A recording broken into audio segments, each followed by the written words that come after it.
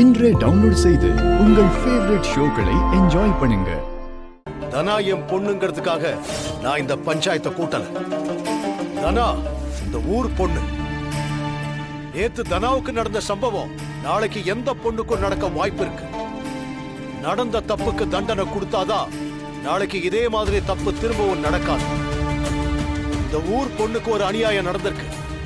ஊர் தலைவரா அந்த பொண்ணுக்கு நியாயம் கிடைக்கிறதுக்கு தான் நான் இப்ப இந்த பஞ்சாயத்தையே கூட்டியிருக்கேன்.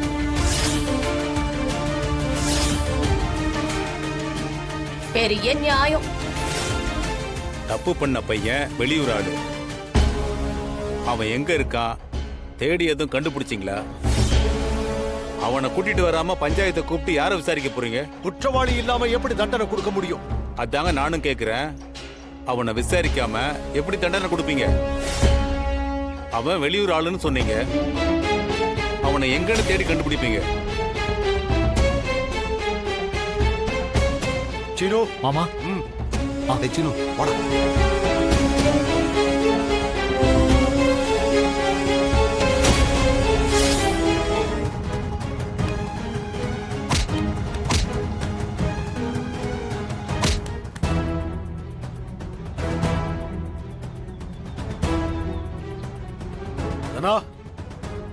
இவன் தானே உன் மேல அபாண்டமா பழி போட்டவன்?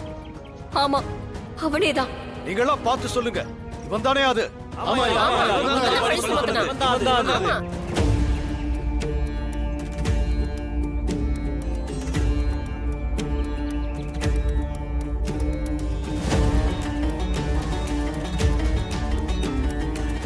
நம்ம மேல தப்பு இல்லைன்னு தனா நிரூபிச்சிட்டான். அப்ப இவன் தானே குற்றவாளி. இவன் யாரு, இந்த குற்றத்தை எதுக்காக செஞ்சான்னு இவன் சொல்லணும்.